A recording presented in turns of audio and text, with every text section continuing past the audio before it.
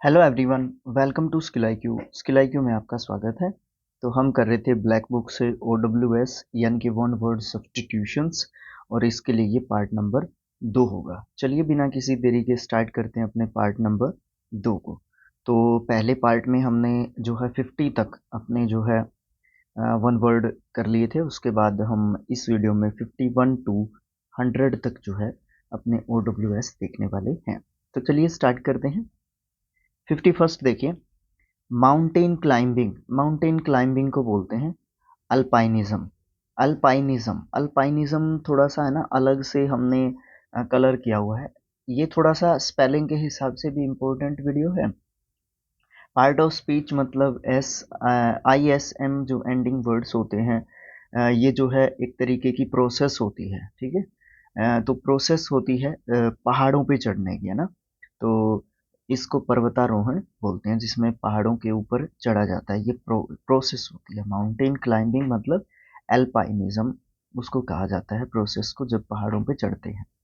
A table or flat surface where offerings are made to a deity.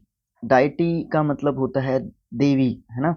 जहाँ पे भगवानों को क्या किया जाता है, एक तरीके से ऑफरिंग्स दी जाती हैं, ऑफरिंग्स की जाती हैं, पूजा अर्चना की जाती है। उसको अल्टार बोलते हैं। एक वर्ड होता है ALTER। इसका मीनिंग मुझे आप कमेंट बॉक्स में लिख के बताएंगे। और अल्टार का जो है यहाँ पे क्या हो जाएगा, ये नाउन होता है। और इसमें ये स्थान उस स्थान की बात करते हैं जहाँ पे हम भगवान के जो है सामने जाते हैं और कुछ सामग्रियाँ रखते हैं, मतलब वहाँ पे चढ़ावा जो चढ़ाते हैं उसको बोलते हैं Alt. Okay. Next idiom, sorry idiom नहीं है, OWS है।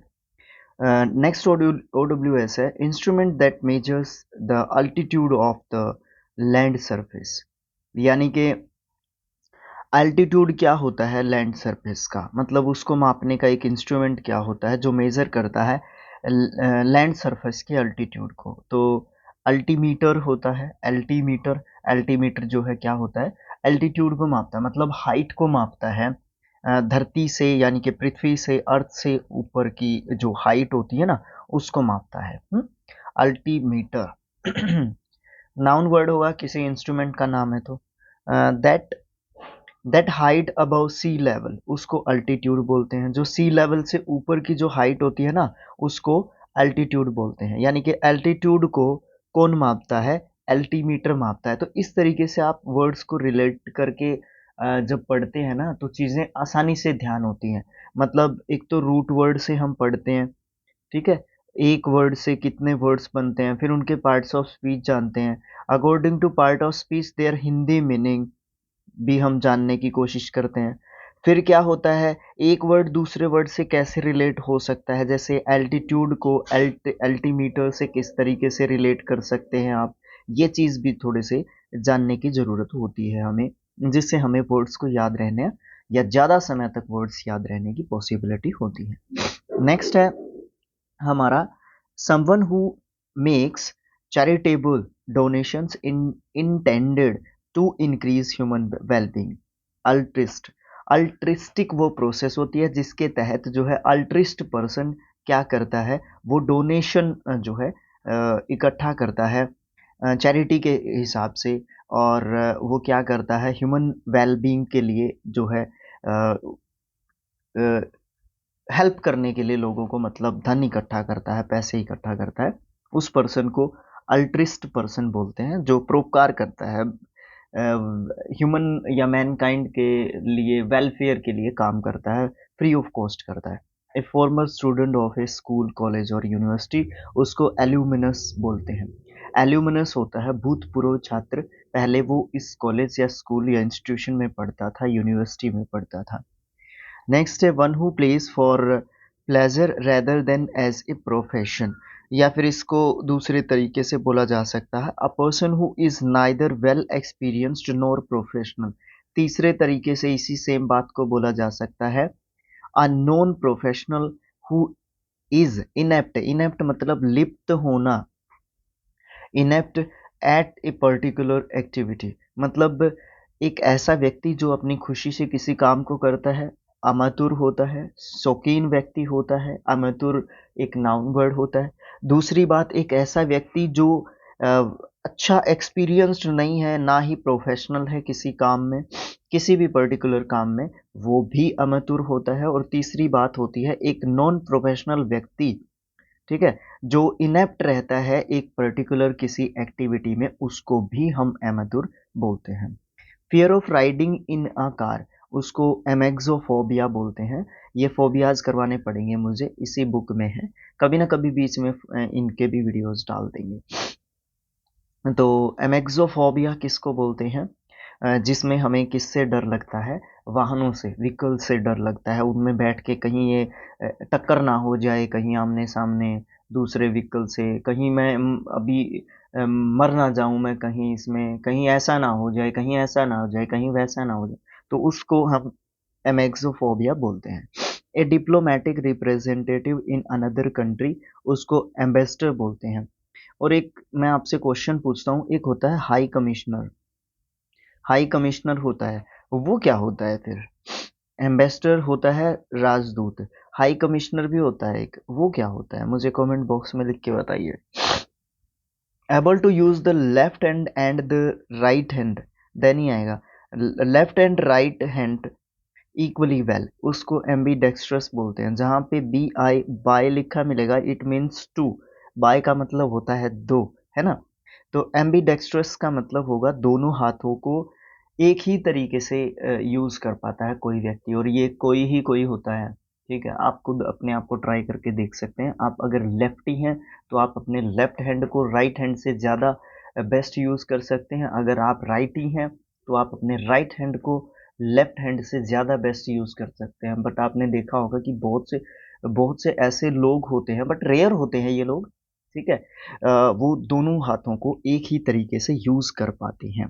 ठीक है, capable of being understand in either of two or more possible senses and therefore not define it, उसको ambiguous बोलते हैं। ambiguous, यहाँ पे भी बी आई बाय आया, बी आई बाय आया, मतलब इस पूरा मीनिंग का मतलब क्या होगा? देखो, ambiguous, ambiguous का मतलब हो जाता है unclear, अस्पष्ट, ठीक है, धुंधला भी आप इसको बोल सकते हो। ठीक है, फोगी, इंग्लिश में फोगी भी आप इसको मतलब सिनोनियम में ले सकते हो। ठीक है, ये सब जो है मीनिंग्स ले सकते हैं हम इसके, जिससे हम ये समझ सकते हैं कि एम्बिगुअस का मतलब क्या होता है। और एम्बिगुअस ओ यू एस एंडिंग वर्ड है, तो जाहिर सी बात है ये क्या होगा? एक एडजेक्टिव होगा। नेक्स्ट है हैविंग और showing both good and bad feelings, उसको एम्बीवेलेंट बोलते हैं। देखो, इसमें भी बाय आया, बी आई बाय आया, है ना? तो यहाँ पे क्या चीज़ है? दोनों फीलिंग्स हैं, गुड भी और बैड भी। तो उसमें क्या होता है? एम्बीवेलेंट उस पर्सन को, नहीं, उस क्वालिटी को बोलते हैं जिसमें क्या होता है? गुड फीलिंग्स भी एक तरीके से आती हैं और बैड फीलिंग्स भी एक तरीके से आती हैं, बुरी और अच्छी भावनाएं दोनों। ठीक है, उभय भावी इसी व्यक्ति को किसी भी व्यक्ति को बोलते हैं। ये क्या करता है? किसी भी चीज़ के बारे में दोहरे मन भाव रखता है। ठीक है, उसके बाद है one who has the qualities like sinus and openness at the same time, ambivert. Ambivert एक ऐसा व्यक्ति होता है जो इंट्रोवर्ट भी होता है और एक्सोवर्ट भी होता है, मतलब अंतर्मुखी और बहिर्मुखी दोनों प्रकार की जो प्रतिभाएं हैं किसी भी व्यक्ति के अंदर होती हैं, और उस व्यक्ति को क्या बोलते हैं? एम्बीवर्ट बोलते हैं। भाई, स्पेलिंग भी इम्पोर्टेंट है, मीनिंग के हिसाब से भी वर्ड इम्पोर्टेंट है, और ज़्यादातर हमें देखने को नहीं मिलता है। तो ऐसा वर्ड है जिसको बार बार रिवाइज किया जाए, बार बार देखते रहें अगर हम इसको, तो हमें ये याद रहेगा, ध्यान में रहेगा। स्पेलिंग AMBIVERT, एम्बीवर्ट, ये नाउन वर्ड होता है। इसका मतलब अंतर्मुखी और बहिर्मुखी दोनों तरीके की जो प्रतिभा होती है वो इस व्यक्ति के अंदर होती है। नेक्स्ट देखिए, walk or move at a slow relaxed pace, या फिर to walk aimlessly. Aimlessly walk करते हैं जब, उसको आप समझ गए।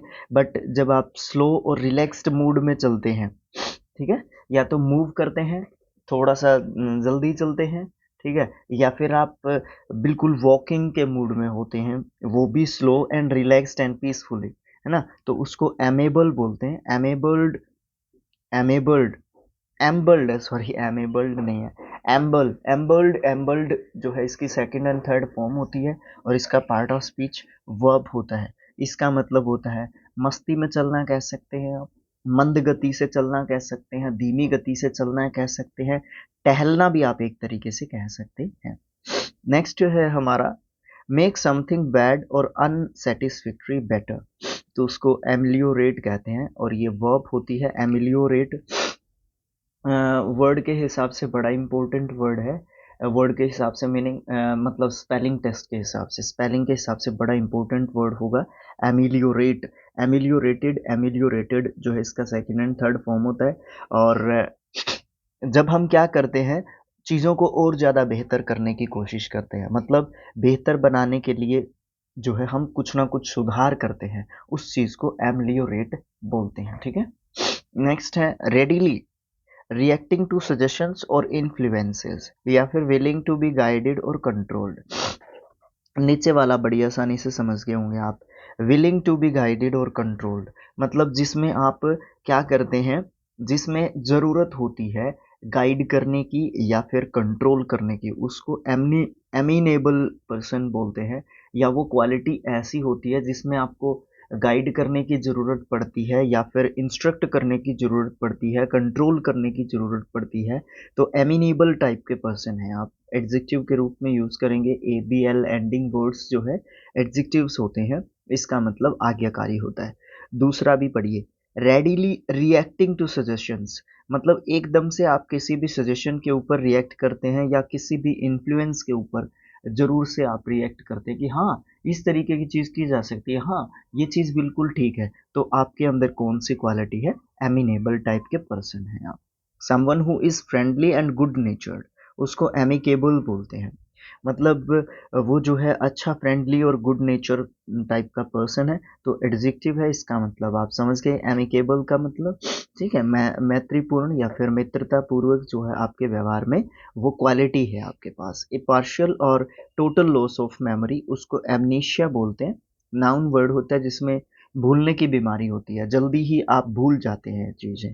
एन ऑफिशियल पार्डन या फिर the formal act of liberating someone, amnesty. Amnesty का मतलब होता है एक तरीका होता है जैसे आप किसी राजा से, किसी भी बड़े टाइप के पर्सन से एक तरीके से आप माफ़ी मांगते हैं, तो वो फॉर्मल तरीका होता है किसी से भी ऑफिशियली पार्डन करने का या फिर माफ़ी मांगने का, तो एमनेस्टी उसको बोलते हैं। Not following any mortal rule, moral rules है sorry, not following any moral rules, आप किसी भी नैतिक नियम को नहीं फॉलो करते। नॉट केयरिंग अबाउट राइट और रॉन्ग, आप कोई सही या गलत नहीं देखते, तो आपके अंदर कौन सी क्वालिटी है, एमोरल हैं आप एक तरीके से, नैतिकता नहीं है आपके अंदर, आप नीतिहीन हैं, है ना, ये एक एडजेक्टिव वर्ड होता है। Animal that can live both on land and in water, amphibians होता है वो। नाउन वर्ड हो गया एम्फीबियंस, उभयचर जंतु जो पानी में भी रह सकते हैं और धरती पे भी यानी कि अर्थ पे भी रह सकते हैं, ओके। तो वो कौन से होते हैं, एम्फीबियंस होते हैं। कोई भी दो एम्फीबियंस के नाम लिख के बताइए मुझे कमेंट बॉक्स में। आहा जुकाम का असर अभी तक है भाई, बट क्या करें, काम तो काम है। अ पर्सन हु हैज़, वैसे जब रिकॉर्ड कर देते हैं ये वीडियो, जब भी यहाँ से वीडियो कोई भी देखेगा तो उसको ये लगेगा कि मतलब करना नहीं चाहिए इस तरीके से वीडियो रिकॉर्ड, क्योंकि ये लाइफ टाइम रहते हैं ये वीडियोस यहाँ पे, है ना, कोई बात नहीं, ज़रूरी है। A person who has had done नहीं है, हु हैड यहाँ पे हैज़ थर्ड फॉर्म हैड है, हैज़ यहाँ पे हेल्पिंग वर्ब है। A person who has had one और मोर लाइम्स रिमूव्ड, एम्प्यूटी। एम्प्यूटी एक नाउन वर्ड होता है, इसका मतलब उसका कोई अंग नहीं है, ठीक है, कोई ना कोई अंग नहीं है, वो शारीरिक रूप से डिसेबल्ड है, वो एक दिव्यांग पर्सन है, ठीक है, amputee. Comparison between things that have similar features, उसको एनालॉजी बोलेंगे आप, जिसमें आप सिमिलर फीचर्स की बात करते हैं, सिमिलर जो है समानताएं होती हैं किसी ना किसी प्रकार की, तो एनालॉजी उसको आप बोलते हैं। एनालॉजी चैप्टर किया होगा आपने किसके अंदर, रीजनिंग में यार पहला ही चैप्टर मेरे ख्याल से होता है analogy. Detailed examination of something complex, detailed examination of something complex. Analysis, analysis मतलब क्या होता है कि किसी भी चीज़ का आप डिटेल में स्टडी करते हैं, किसी भी चीज़ किसी भी बात के बारे में गहन अध्ययन करते हैं, तो एनालाइज करते हैं आप उस चीज़ को, ठीक है। और ये स्पेलिंग है ना कई बार पूछ लिया जाता है, क्योंकि पिछला जो एस है ना वो थोड़ा सा कंफ्यूज करता है स्पेलिंग टेस्ट में जब इस स्पेलिंग को पूछा जाता है, ठीक है। वैसे हिंदी में इसका एग्जैक्ट मीनिंग लिखा हुआ है विश्लेषण।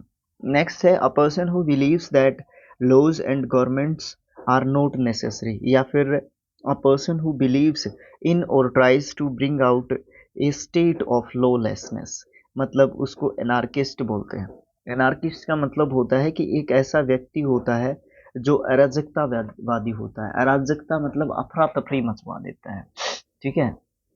आपके यहाँ पे आपकी स्टेट में आपकी जगह पे ये जो है इस तरीके के तत्व जरूर होते हैं और वो क्या कर देते हैं, अफरा तफरी करवा देते हैं वहाँ पे, हाँ।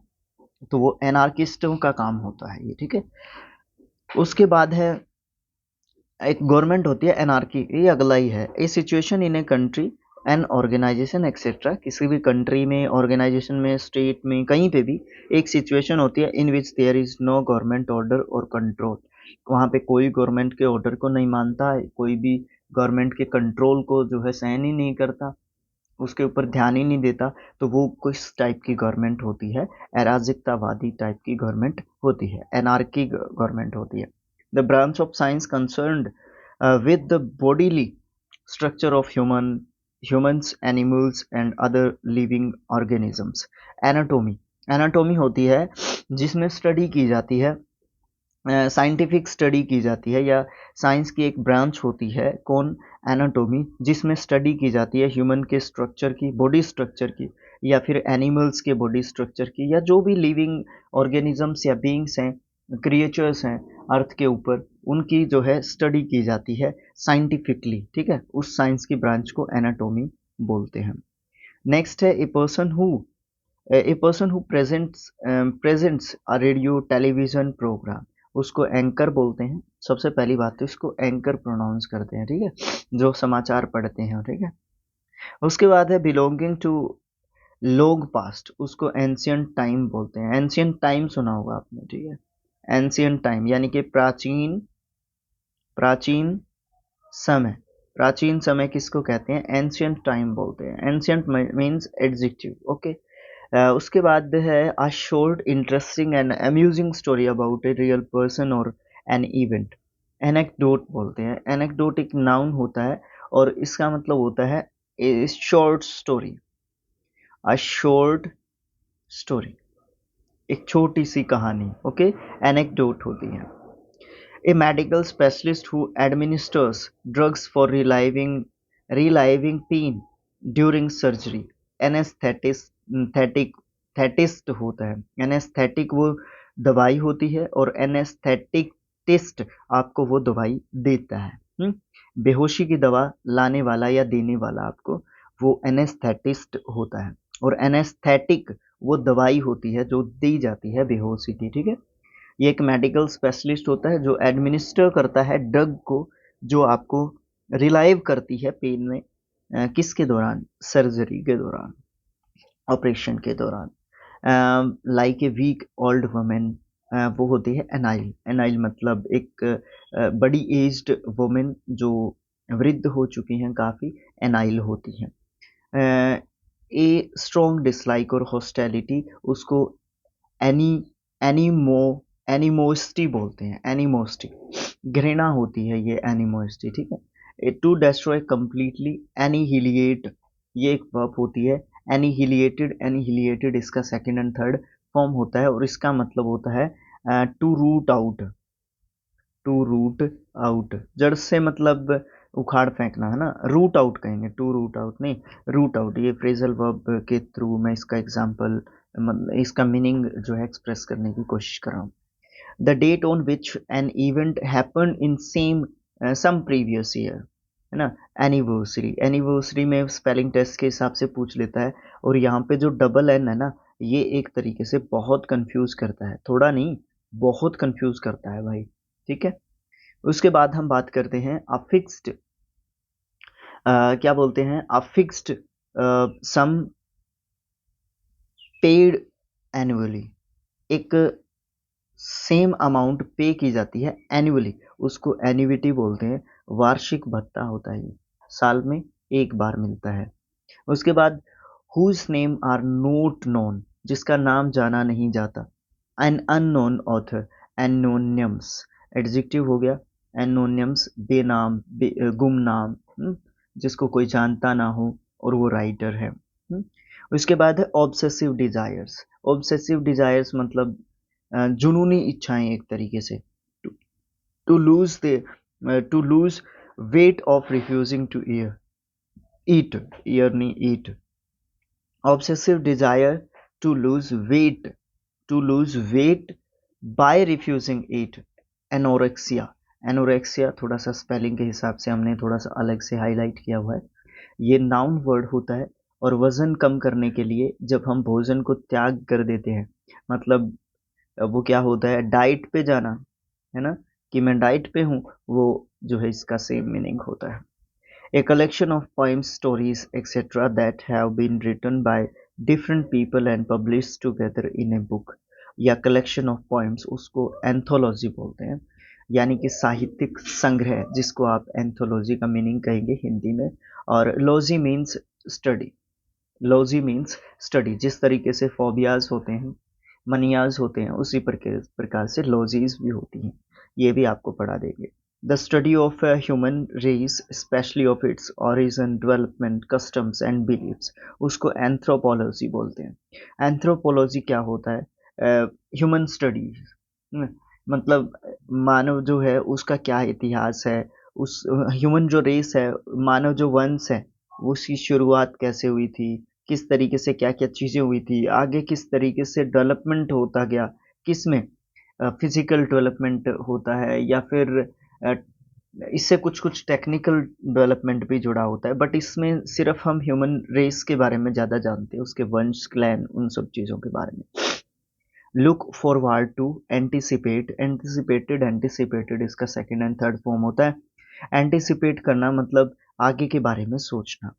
ए medicine to nullify the effect of poison, nullify मतलब खत्म करना, नलीफाइड, नलीफाइड इसका सेकंड एंड थर्ड फॉर्म होता है। आपको दिख रहा है कि टू प्लस के वर्ब की फर्स्ट फॉर्म यूज की गई है।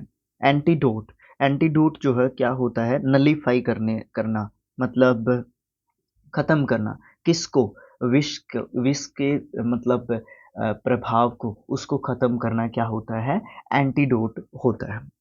उसके बाद स्पेलिंग के हिसाब से भी इम्पोर्टेंट है ये एंटीडोट। ओके, नेक्स्ट जो वर्ड है, strong dislike between two persons, या फिर a deep seated feeling of aversion, aversion मतलब मनमुटाव। एंटीपथी, एंटीपथी वही होगा, घृणा या फिर चिढ़ या दुश्मनी एक तरीके से।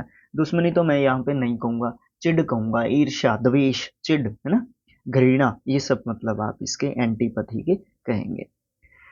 बिटवीन टू पर्सन्स, है ना, one who studies antique things, antique pronounce करते हैं इसको, मतलब जो पुरानी चीज़ें होती हैं, एंटीक मीन्स पुरानी चीज़ें होती हैं, वो स्टडी करता है उनकी, तो एंटीक्वारेरियन, एंटीक्वारेरियन उस पर्सन को बोलते हैं। ये नाउन वर्ड होता है। द एग्जैक्ट अपोजिट वो एंटीथेसिस होता है, एंटीथेसिस बिल्कुल अपोजिट, नाउन वर्ड ये होता है। Words which are opposite in meaning, उसको एंटोनियम बोलते हैं। ठीक है, वर्ड्स होते हैं जो, वर्ड्स जब लगा दिया गया ना जो अपोजिट है, वो एंटोनियम होते हैं। एंटीथेसिस क्या होता है, बिल्कुल एग्जैक्ट एंटोनियम। अब ये वर्ड्स का भी जरूरी नहीं है ये वर्ड्स का ही हो, ठीक है, जरूरी नहीं है वर्ड्स का ही हो, किसी भी तरीके से हो सकता है। A policy that strategies people on the basis of race, या फिर policy of racial discrimination. Racial discrimination समझ गए होंगे अब। एपार्थाइड, एपार्थाइड नाउन वर्ड होता है, इसका मतलब रंग भेद, नस्ल के हिसाब से किसी के साथ भेदभाव करना, ठीक है, उसके साथ भेदभाव करना। लेकिन ऊपर वाला समझने की कोशिश करें, ए पॉलिसी दैट सेग्रीगेट्स है, सॉरी, अरे स्ट्रेटेजीज पढ़ दिया मैंने, कोई बात नहीं। सेग्रीगेट्स का मतलब होता है अलग करना। कई बार है ना ऐसी चीज़ें हो जाती हैं, ना चाहते हुए भी ऐसी चीज़ें हो जाती हैं, और फिर जब स्टूडेंट्स उस वीडियोस को देखते हैं तो ये कहते हैं कि इसको कुछ नहीं आता यार, ये गलत मतलब बोल ही गलत रहा है। तो इस तरीके की चीज़ें भी देखने को मिलती हैं कई बार कमेंट बॉक्स में। बट जो भावना होती है ना आपकी, वो नहीं समझ पाते कई बार स्टूडेंट्स। ठीक है, चलो कोई नहीं, ज़्यादा मुझे इसके ऊपर नहीं बोलना है, ज़्यादा एक्सप्लेनेशन नहीं देना है मतलब। तो सेग्रीगेट्स का मतलब होता है अलग करना। ओके, तो ये यहाँ पे वर्ब का काम कर रहा है। अ पॉलिसी दैट सेग्रीगेट्स, एक ऐसी पॉलिसी जो अलग करती है लोगों को on the basis of race, नस्ल के आधार पर। A set of rooms for forming a set of rooms so rooms forming one residence in a building। Apartment, apartment मतलब एक जैसी जो जगह है उनका जो है सेट होना रूम्स का, तो वो अपार्टमेंट होते हैं। किसी भी एक इमारत में जो है कमरों का एक तरीका, एक स्टाइल जो है होता है बिल्डिंग में। ठीक है, तो ये एक नाउन वर्ड होता है। शोइंग और फीलिंग नो इंटरेस्ट, एंथुथियाज्म और कंसर्न। एंथुथियाज्म आप समझ गए होंगे। प्रोनाउंसिएशन इज ऑल्सो इम्पोर्टेंट, और स्पेलिंग भी उसके साथ साथ इम्पोर्टेंट है। एपेथेटिक इसको पढ़ते हैं। एपेथेटिक एडजेक्टिव वर्ड होता है। उदासीन या फिर भावहीन, मतलब कोई इंटरेस्ट नहीं दिखा रहा है। एंथुथियाज्म, कोई उत्साह नहीं दिखा रहा है, कोई मतलब इंटरेस्ट ही नहीं ले रहा है वो उस चीज़ में, तो एपेथेटिक है वो उस चीज़ के प्रति। वो क्वालिटी जिसमें ये सब चीज़ें, इंटरेस्ट वगैरह नहीं दिखाया जाता, उत्साह वगैरह नहीं दिखाया जाता। The feeling of not being interested in और एंथुजियास्टिक, और वो फीलिंग क्या होती है, वो प्रोसेस क्या होती है, एपैथी होती है, जिसमें आप उदासीन रहते हैं। इन दोनों का कड़ा रिलेशन है। एपैथी वर्ड से ही एपैथेटिक बना है। ठीक है, उसके बाद इससे बनने वाले कुछ दो या तीन और वर्ड्स होते हैं जो आप मुझे कमेंट बॉक्स में लिख के बता सकते हैं, क्योंकि मैंने शायद दूसरा ही क्वेश्चन किया होगा आपसे आज के वीडियो में। और यहाँ तक हमारे 100 जो है OWS कंप्लीट हो जाते हैं। तो thanks for watching, thank you so much. मिलेंगे नेक्स्ट पार्ट में। Thank you so much. Wait for the next part. Thank you so much.